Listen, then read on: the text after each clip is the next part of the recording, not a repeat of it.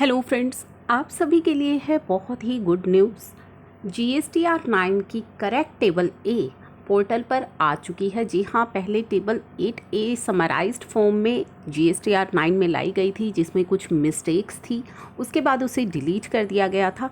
अब दोबारा से वो टेबल आ गई है। चलिए हम देखते हैं उस टेबल के अंदर क्या कहा गया है। उससे पहले चैनल को ज़रूर सब्सक्राइब कर लीजिएगा ताकि सभी इंपॉर्टेंट अपडेट्स एंड अलर्ट्स आपको मिलते रहें। तो हम चलते हैं अपने GST पोर्टल पर और मैंने कर लिया है लॉगिन करने के बाद हम चलते हैं फाइनेंशियल ईयर 18-19 की GSTR 9 पर। GSTR 9 आपको वहाँ पे सेलेक्ट करनी है और उसके बाद अब आप ये देख पाएंगे download table A document details. तो basically table 8A document details के अंदर क्या है, आपको मैंने लास्ट टाइम भी बताया था। जो हमारी टेबल 8 के अंदर ITC आता है, जो आपकी GSTR 2A से आ रहा है, उसकी समरी आपकी टेबल 8A की प्रोवाइड की गई है आपकी GSTR 9 के अंदर, जहाँ पे आप देख पाएंगे कि आपकी 2A में जो ITC रिफ्लेक्ट हो रहा है उसमें से कौन सा ITC इन्होंने टेबल 8A के अंदर कंसीडर किया है, क्योंकि आपको उसकी कैलकुलेशन समझना बहुत ज़्यादा ज़रूरी है। इससे रिलेटेड कन्फ्यूजन काफ़ी रहती है कि कौन सा ITC है जो हमें टेबल 8 के अंदर दिया गया है। तो उसी की समरी जो है ये टेबल 8A है। आपको इसे डाउनलोड करना है। डाउनलोड करने के बाद जैसे ही आप इसे ओपन करेंगे आपके सामने ये टेबल ओपन हो जाएगी।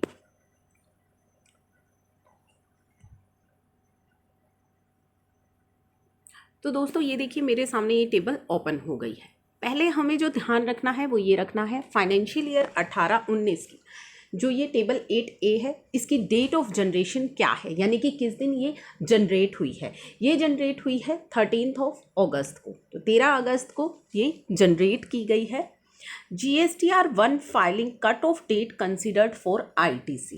अब मोस्ट इम्पॉर्टेंट चीज़ है यहाँ पे कि GSTR 1 आपके सप्लायर ने जो GSTR 1 भरी हैं वो कितने पीरियड तक की कंसिडर की गई हैं आपके ITC को लेकर के, यानी कि आपके सप्लायर जो भी GSTR 1 फाइल कर रहे हैं तो कौन सी पीरियड तक की GSTR 1 का ITC आपको मिला है अपनी टेबल 8A में। तो 31 अक्टूबर 2019 तक आपके सप्लायर ने जो GSTR 1 फाइल करी है उन सभी का जो ITC है वो आपको दिया गया है। तो कट ऑफ डेट जानना आपके लिए बहुत ज़रूरी है ताकि उस हिसाब से आप मैचिंग करें कि कब तक के पीरियड की आपको मैचिंग करनी है। तो ये तो हमारी हुई पहली बात। उसके बाद यहाँ पे नीचे कुछ इंस्ट्रक्शंस हम देखेंगे, नोट दिए गए हैं कट ऑफ डेट को लेकर के। Note 1, cut off date availability of ITC। तो जैसा कि हमने कहा कि कौन से पीरियड तक का ITC आपको दिया गया है, 31 अक्टूबर 2019 तक आपके सप्लायर ने जितनी जो GSTR 1 फाइल की हैं तब तक का ITC आपको मिला है। GSTR 1 and 5 filed by supplier up to the tax period of September following the financial year till the cutoff date has been considered for availability of ITC. For financial year 18-19, the cutoff date is 31 अक्टूबर 2019। तो financial year 18-19 के लिए आपकी जो cut off date है, यानी कि कितने period तक का आपको ITC मिला है आपके सप्लायर की जो भी GSTR 1 उसने फाइल करी है 31 अक्टूबर 2019 तक, तब तक का ITC आपको दिया गया है।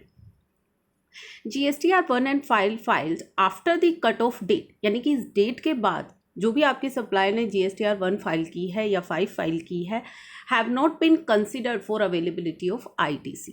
वो ITC के लिए कंसिडर नहीं की गई है, यानी कि उसका ITC आपको यहाँ टेबल 8 में नहीं मिला है।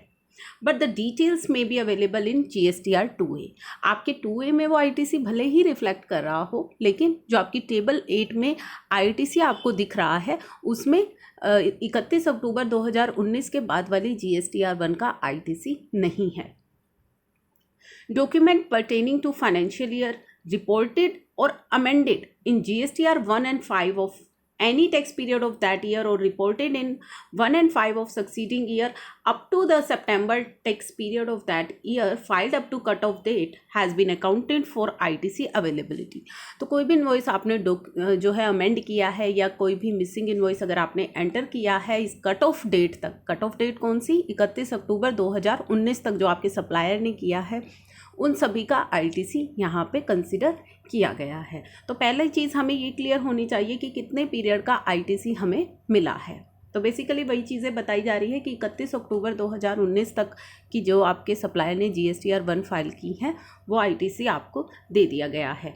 नेक्स्ट इन्होंने कहा है ITC availability on amended documents. Amended documents के केस में क्या हुआ है, in case of documents which are amended, जो डॉक्यूमेंट्स अमेंड किए गए हैं, जो इनवॉइस अमेंड किए गए हैं, the actual values are displayed in B2B amendment and credit note debit note amendment table, however ITC would be available on differential value only, यानी कि amended value minus original value. तो आपको amended documents का भले ही वो original values reflect हो रही हो टेबल में, लेकिन जो आपको आईटीसी मिला है वो डिफरेंस पर मिला है, यानी कि amended value minus original value. In case where GSTIN is amended, ITC would not be available to original recipient and the reason of non-accounting shall be updated as GSTIN is amended। अगर कोई GST number को लेकर के amendment हुई है तो ITC जो है वो ओरिजिनल रिसिपिएंट को नहीं मिलेगा, और वहाँ पे रीज़न भी दिया गया है कि GSTN में अमेंडमेंट की गई है, यानी कि आपके GST नंबर में को अमेंड किया गया है, इस वजह से आईटीसी नहीं मिल रहा। नेक्स्ट इन्होंने कहा है reason for non accounting of ITC. अब आपका कुछ आईटीसी हो सकता है जो आपको लग रहा है कि यहाँ पे रिफ्लेक्ट नहीं हो रहा, तो वो कौन से रीज़न्स होंगे उनके बारे में भी इन्होंने बताया है। पहला होगा रिवर्स चार्ज डॉक्यूमेंट। हो सकता है आपका कोई रिवर्स चार्ज का कोई डॉक्यूमेंट हो जिसका आईटीसी ना रिफ्लेक्ट हो रहा हो। When the supplier has filed the document in GSTR 1 indicated supply as RCM, अगर उसने RCM के अंदर आपकी सप्लाई दिखाई है, क्योंकि RCM का 2A में रिफ्लेक्ट नहीं होता है, तो वो रीज़न हो सकता है कि आपको वहाँ पे आईटीसी नहीं दिख रहा। सेकेंड इन्होंने कहा है place of supply lies in supplier state when the supplier state code and place of supply lies in the same state but recipient state is different, यानी कि प्लेस ऑफ सप्लाई उसने wrong mention कर दी है। ऐसे case में भी हो सकता है कि वो आईटीसी आपको इस वजह से नहीं दिखाई दे रहा। GSTIN is amended, GST number उसने अमेंड कर दिया है, तो वो भी रीज़न हो सकता है। Tax payer opted for composition scheme when the document date is during the period when supplier was under the composition scheme, अगर सप्लायर कॉम्पोजिशन स्कीम में है उस टाइम का आपका कोई इन्वॉइस है तो फिर उसका क्रेडिट आपको नहीं मिलेगा। Invoice dated after supplier cancellation date, जो आपकी इन्वॉइस की डेट है वो कब की है, जब आपके सप्लायर का जो GST नंबर है वो कैंसिल हो चुका है उसके बाद की है, तो भी आपको आईटीसी नहीं मिलेगा। तो अगर आपको कोई आईटीसी नहीं मिल रहा है तो पहले आपको चेक करने हैं ये सभी रीज़न, क्या इन रीज़न्स की वजह से वो आईटीसी अवेलेबल नहीं है, तो ये चीज़ें आपको चेक करनी है। नेक्स्ट यहाँ पे B2B टेबल में जैसा कि मैंने आपको बताया कि कौन से पीरियड का जो है इन्होंने डाटा यहाँ पे सेलेक्ट किया है। अब इसके अंदर सबसे इम्पॉर्टेंट चीज़ें जो है आपके लिए हेल्पफुल कि यहाँ पे आपको काउंटर पार्टी GSTR 1 की फाइलिंग डेट पता लग जाएगी कि कब तक उसने GSTR 1 फाइल की है, ताकि आपको पता लग सकता है फिर इजीली कि इस पीरियड का डाटा कंसीडर किया होगा।